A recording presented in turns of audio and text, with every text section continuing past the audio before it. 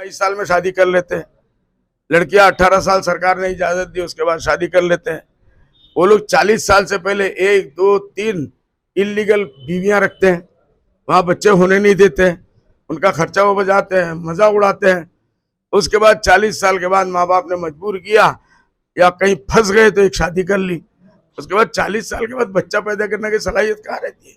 तो कैसे उम्मीद रखते हैं कि वहां से इतने बच्चे बढ़ेंगे? तो जो लोग टाइम पे फर्टाइल जमीन के ऊपर आप जब मिट्टी डालोगे और दवा डालोगे तो वहां से तो धान ही धान उगेगा, खेती अच्छी होगी, लहलहान होगी, तरक्की तरक्की होगी। नमस्ते, मैं हूं संजय दीक्षित और आप देख रहे हैं दी जयपुर डायलॉग्स। औरत मर्द की खेती है, उसमें जैसे चाहे जाओ घुसो और उसमें अपना हल चलाओ। ये मैं नहीं कह रहा, ये बड़ी किताब कहती है और अब कह रहे हैं बदरुद्दीन अजमल।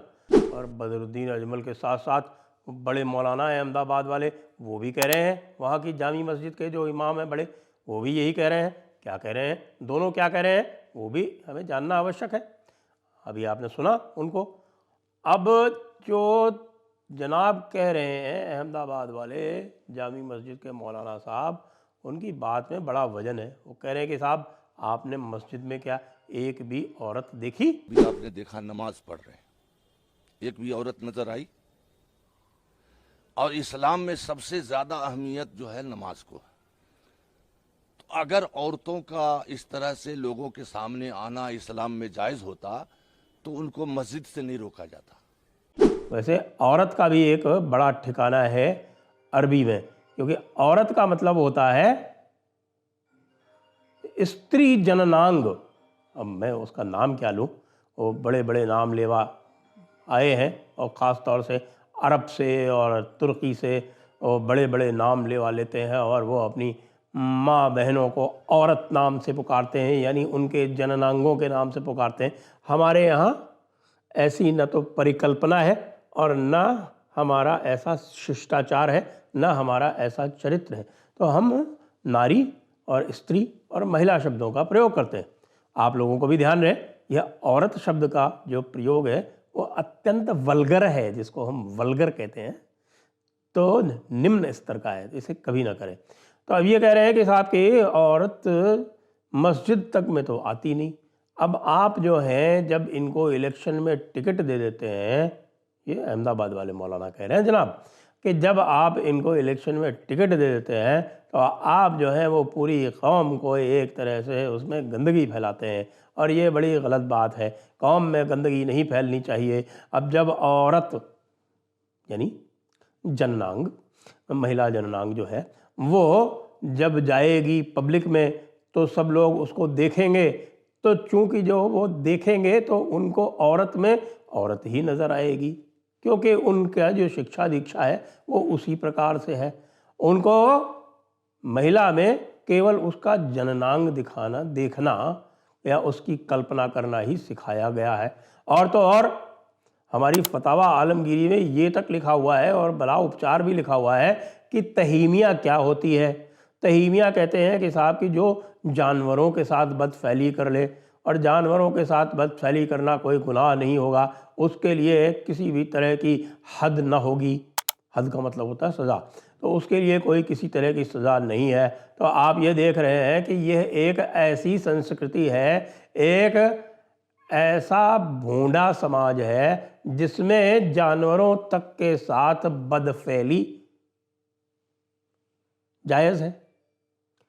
उसकी कल्पना है वहाँ पर, हमारे यहाँ तो उसकी कल्पना भी नहीं कर सकते, उसकी कल्पना है। तो इसीलिए जब वो ये बात करते हैं, कहते हैं कि साहब कि यदि महिला जो है वो किसी के सामने भी पड़ जाएगी तो समाज जो है वो दूषित हो जाएगा। समाज दूषित नहीं हो जाएगा, समाज वो पहले से ही दूषित है। जो महिला को केवल एक जननांग के रूप में देखे वो समाज आरंभ से ही दूषित है।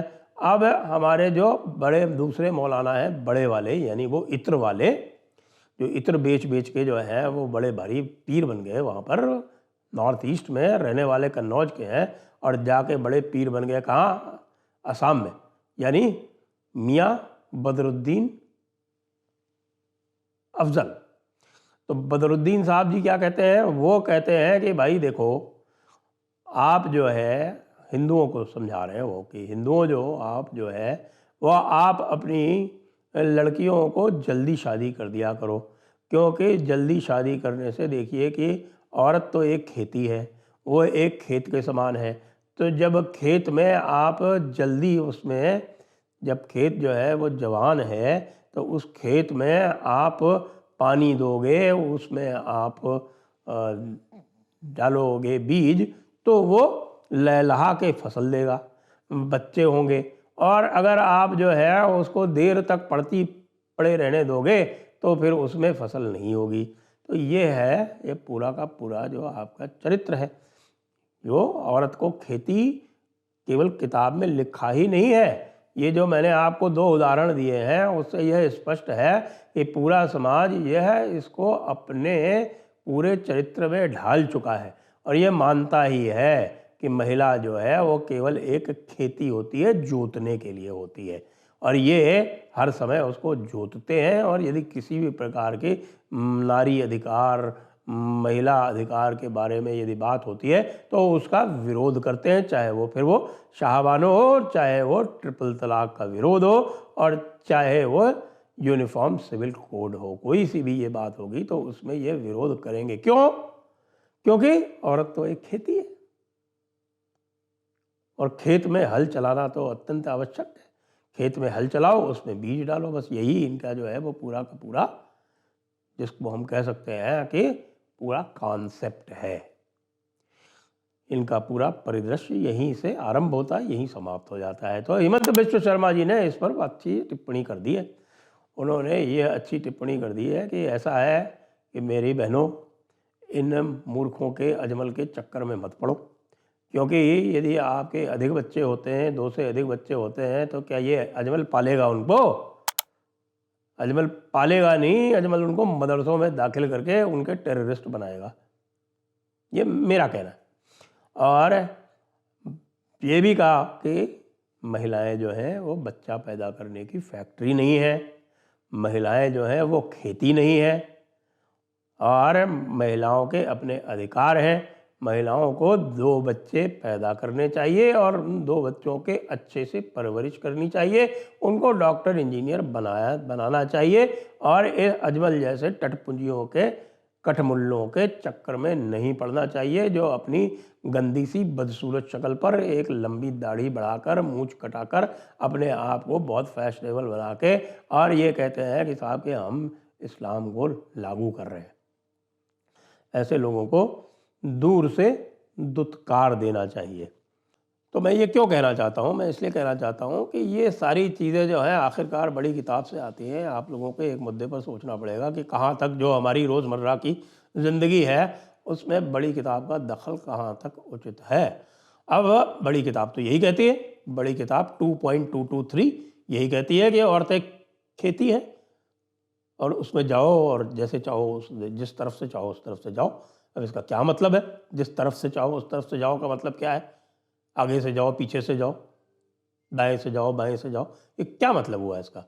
ये क्या सभ्य समाज में ये बात चल सकती है? 3350 क्या कहती है कि साहब की जितनी चाहे औरतें रखो, उनमें से 4 से शादी कर सकते हो और बाकी को जो है अपनी लौंडी की तरह रख सकते हो। फिर 2.221 वो कहते हैं कि साहब कि आप जो है वो किसी भी गैर मुसलमान औरत से शादी नहीं कर सकते। साथ में उधर आ गया 3350 में कि आप जो है वो रख सकते हो, कॉन्क्यूबाइन रख सकते हो, लौंडी रख सकते हो। तो मतलब ये है कि पूरा पूरा टेम्पलेट यही है कि साहब लौंडियाँ रखो और अगर वो कन्वर्ट कर ले तो उनसे शादी कर लो। और लव जिहाद और क्या होता है? इसीलिए तो ये लव जिहाद पनप रहा है, जिसके बारे में ये अजमल बोल रहा है कि नहीं नहीं आपकी लड़कियां इसलिए बिगड़ जाती हैं कि आप उनकी देर से शादी करते हैं। जी नहीं, यहाँ पर पूरी तरह से एक जिहाद कायम है। जिहाद का मतलब होता है जो कहा गया है अल-अनफाल 39 में कि पूरी दुनिया को मुसलमान बनाना है, उसके लिए जो भी काम करना पड़े वो जिहाद है। और वो जिहाद औरतों को कन्वर्ट करने का उसूल जो है, इसकी जो रिवायत है ये बहुत पुरानी है, ये कोई नई बात नहीं कर रहे ये लोग। ये पूरा जब से जो है ये इनका लुटेरों का, बदमाशों का, बैंडिट्स का जो गिरोह जो हैं ये जब से फैलने शुरू हुए पूरी दुनिया में, तब से यही इनका तौर तरीका रहा है। साथ में 60.10 वो कह देती है कि साहब कि नहीं कि मुसलमान औरतें जो हैं किसी गैर मुसलमान के साथ शादी नहीं कर सकती। तो मतलब ये हुआ कि ये वन वे ट्रैफिक है, और ये वन वे ट्रैफिक इसी को लव जिहाद कहते हैं, और इसी को अजमल जो है इसके ऊपर हिंट कर रहा है कि लड़कियों की शादी जल्दी नहीं करोगे तो फिर हम उनको खेती में इस्तेमाल कर लेंगे, या हमको तो जहाँ भी पड़ा हुआ माल मिल जाएगा। वो तो माले गनीमत तो लिखा हुआ है भाई, अनफाल का मतलब ही माले गनीमत होता है, लूट का माल। पूरा का पूरा चैप्टर है लूट के माल के ऊपर। तो इसलिए हिमंत विश्व शर्मा जी जो कह रहे हैं वो हमारी मुस्लिम बहनें भी सुने और उसके ऊपर विचार करें। ये सब बातें जो है ये आनी जानी है। जन्नत जो है वैसे भी किताब जो है वो ये कहती है कि जन्नत तो आदमियों को मिलनी है, महिलाओं को तो जन्नत मिलनी नहीं है। तो भाई महिलाओं की जन्नत जो है वो अपनी वो जन्नत वो इसी दुनिया में ही ढूंढ लें तो ज़्यादा अच्छा है, नहीं तो इन्हीं के चक्कर में पड़ती हुई अपनी ये जो दुनिया है इसको भी जहन्नुम बनाएंगे, और आगे तो उनको जहन्नुम में जाना ही है। सुन्नत कहती है, मैं थोड़ी कहता हूँ। वो तो मुश्किल से जो जितने भी लोग जन्नत में हैं उसमें से 20% ही जगह मिलेगी, तो बाकी की तो कंपलसरी है। उसमें तो भी पता नहीं कितनों को मिलेगी नहीं मिलेगी, उसमें भी कोई ज़बरदस्ती कर लेंगे, कोई जिहादी मुजाहिद वगैरह जो है वो वहाँ पहले पहुँच जाएंगे बुक करा के, तो वो भी जगह कम हो जाएगी। इसलिए हे नारी शक्ति, इस पर विचार करो और हिमंत विश्व शर्मा की बात मानो। जय हिंद, वंदे मातरम।